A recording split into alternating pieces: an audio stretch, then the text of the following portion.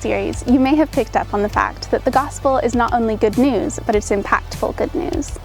Throughout history, whenever people have encountered God, their lives have changed. Abraham left his home, Moses started to lead the nation he ran away from, Zacchaeus stopped overtaxing people and gave away his riches, and Paul allowed himself to be persecuted by the people that he wanted to be like. And our lives today can change when we encounter God. When we understand God in the gospel, we want to be more like God, and we start to notice the things that he does for us and the way that he wants us to live. For other people, however, the Bible and God may seem distant, unimportant, and maybe even unbelievable. They don't know God or the Bible, but they do know and trust you.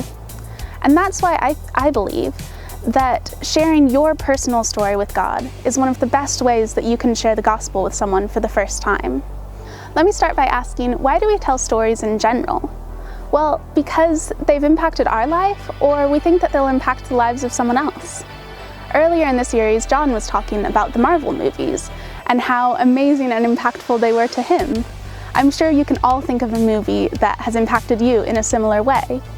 We love telling and hearing stories.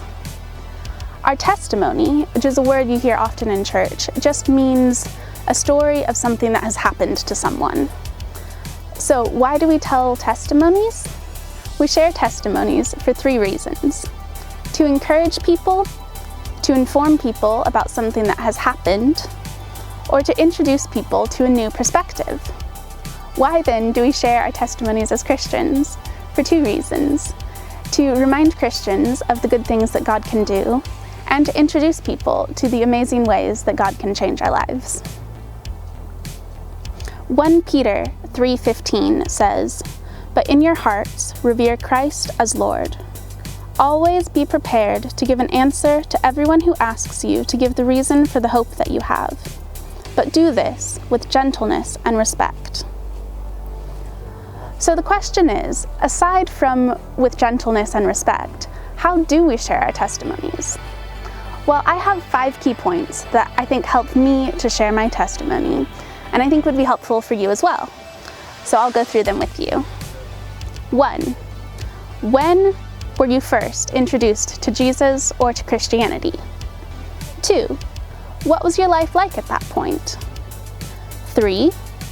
What made you decide to become a Christian? 4. After making that decision, what has changed? What hasn't changed?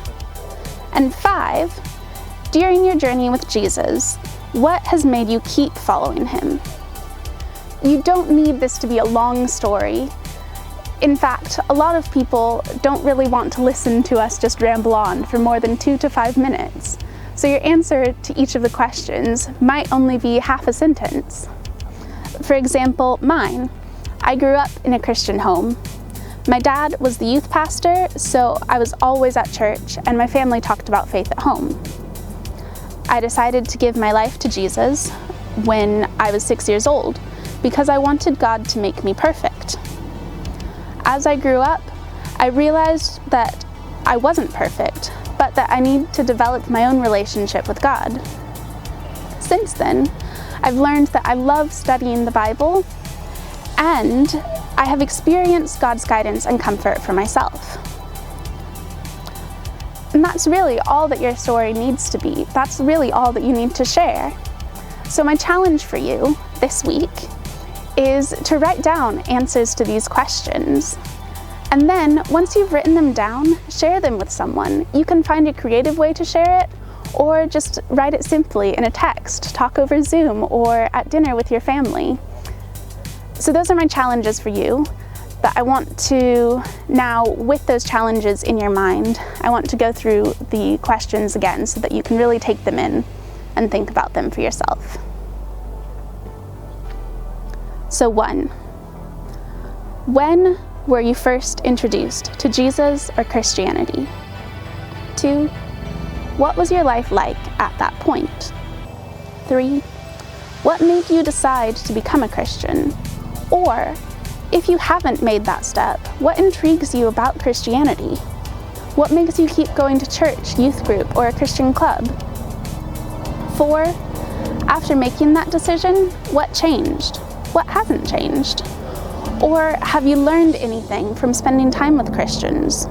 What have you noticed about them? And 5, during your journey with Jesus, what has made you keep following him? Or what has made you want to keep spending time with Christians or going to youth group or the Christian clubs? So don't forget to answer those questions, think about it, share it with a friend. Bye.